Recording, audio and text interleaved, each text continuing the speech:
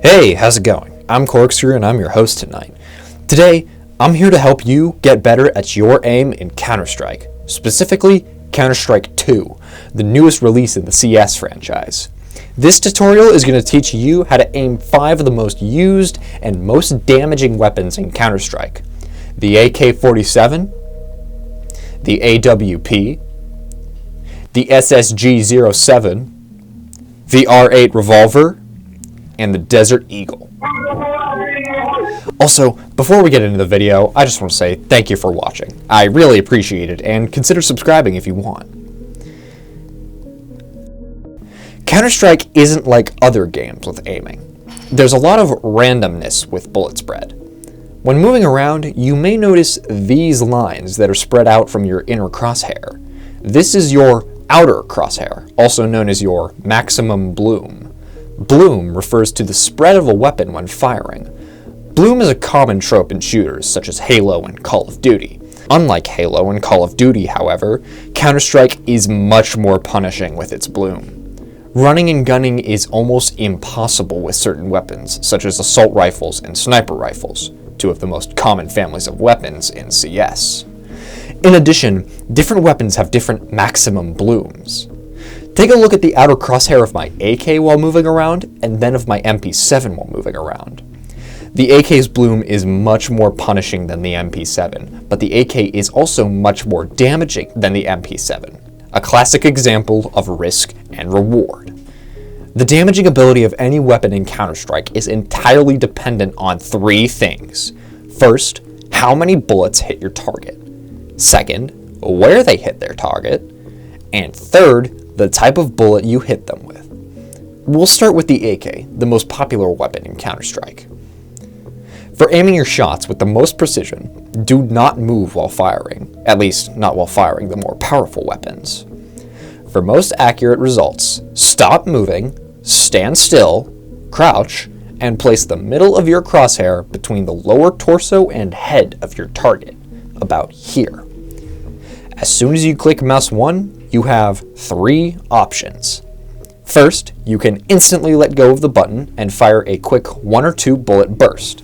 This is effective if engaging a target at long ranges, such as long on Dust 2, first middle on Inferno, outside on Nuke,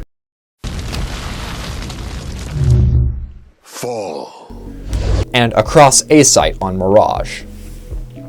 Next, a 3 to 5 round burst shot. This is very effective at mid-long to mid-range encounters, such as from apartments to catwalk on Mirage, heaven to hut on Nuke, B ramp to B site on Vertigo, T hallway to middle on Ancient, and banana to banana overlook on Inferno. Sometimes this is all you need to win the battle. Finally, holding down mouse 1 is perfect for close range encounters, such as getting caught out by surprise by an enemy as they round the corner, or for many of the tight enclosed spaces on maps, such as vents on Nuke, the underside of Vertigo, apartments and underpass on Mirage, apartments on Inferno, and most on-site fights. A well-aimed, fully automatic AK spray can stuff any 1 or 2 man push. A well-placed body shot with controlled recoil can lead to walking up the enemy's hitbox, where the recoil naturally gravitates upwards towards the enemy's hitbox. The AK is most effective when standing still and being fired in short bursts. But now, onto my forte, sniping.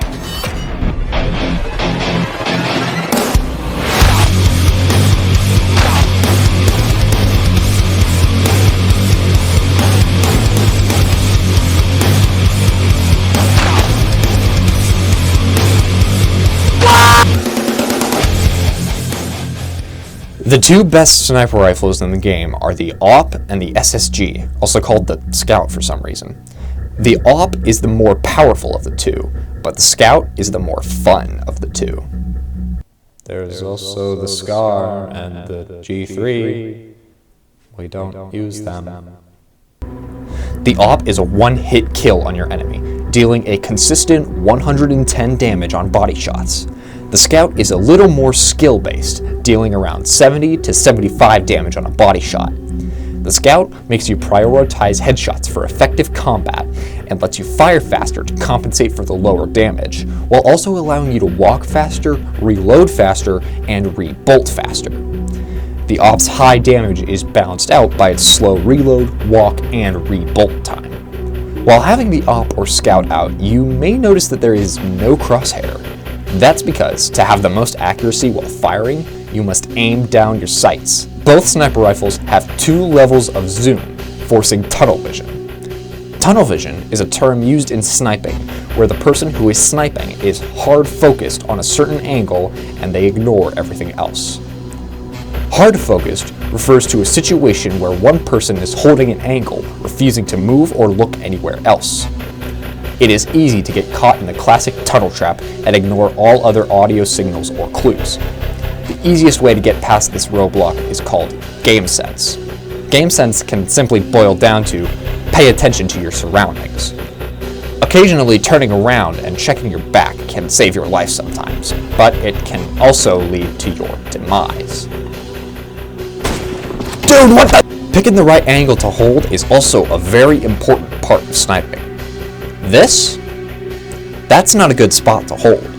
There's not nearly enough cover and you're exposed to 5 areas of attack, and you can only hold about 1 at a time. Now, this is significantly better. With just a few steps over, you have blocked yourself from 3 to 4 angles, depending if you're peeking or not. There is always going to be one angle that you can't hold, no matter the map. On most maps, it's your flank, also known as the place you just came from. In this example, it is this angle, from T-spawn to middle. If a CT comes through T-spawn, that could be problematic. However, once again, game sense can keep you alive. Sniping is risky but rewarding, and those rewards, well... Now that we've finished up with the 2-hand snipers, let's move on to the cheaper 1-hand snipers, the hand cannons. The 2 most damaging sidearms in Counter-Strike are the Desert Eagle and the R8 revolver. At 600 in-game shillings, the R8 is the cheaper of the 2, making it more available, but also the much more difficult of the 2. The Desert Eagle is 700 in-game shillings and is much simpler to use and more popular. The R8 and the Desert Eagle have the same stopping power. Both can 1-tap on a headshot and 2-tap on a body shot. However, for every similarity, there are 3 differences. The R8 has 8 shots in the cylinder, while the Eagle has 7 shots in its magazine. The R8 has 2 firing modes, and the Eagle has 1. The R8 has 1 backup cylinder, while the Eagle has around 7. But the biggest difference is in the trigger pull. The Eagle has an instant trigger pull. As soon as you tap mouse 1, the trigger in-game is pulled, and the bullet is fired. But the R8 has this. Firing delay. This is one of the biggest learning curves in Counter-Strike. The trigger delay on the R8 will fry any and all muscle memory you have from firing any other sidearm. For example, look at this side-by-side of me firing the P250. Now look at what happens when I do the same thing with the R8. You just have to be careful with your aim, although luck is usually the best factor in these plans. Essentially, Counter-Strike is 60% skill and 40% luck. The skill cap is pretty high, but the floor is also pretty high as well. And even the game admits this. If you should take away anything from this video, it's these 3 things. Make sure to watch your maximum bloom, stand still or crouch while you are firing, and don't get too mad if it takes a while. Counter-Strike is a tough game, and it takes at least 100 hours at minimum to even be able to call yourself competent. But hopefully, this video will help you get a kickstart on your journey to become a great operator.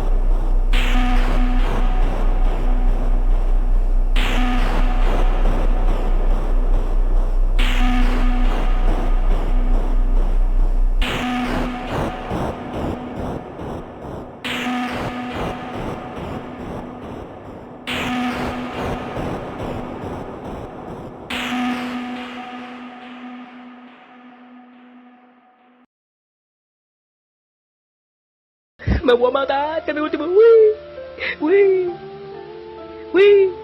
Me voy a matar. Uy.